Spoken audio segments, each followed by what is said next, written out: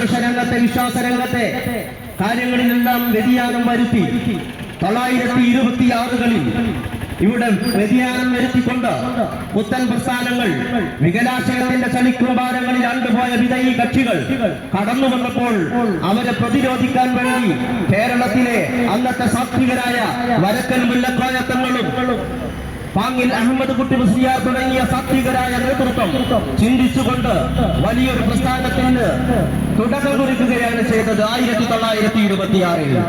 അന്ന് വരെ ഉണ്ടായിരുന്ന വിശ്വാസാചാരങ്ങൾ ശേഷം വരുന്ന തലമുറയിലേക്ക് അതേപടി തന്നെ കൈമാറിക്കൊണ്ട് വന്നപ്പോൾ വിധേയ ആശയങ്ങളുടെ കടന്നുകയറ്റത്തെ ചെറുത്തുകൊണ്ട് ഈ പ്രസ്ഥാനം ഇന്ന് 100 വർഷം പിന്നിട്ടിരിക്കുകയാണ്.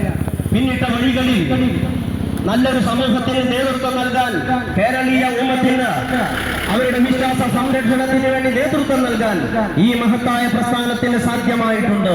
ഈ പ്രസ്ഥാനത്തിന്റെ പിന്നിട്ട 100 പ്രകാശ വർഷങ്ങൾ സമർപ്പിച്ചുകൊണ്ട്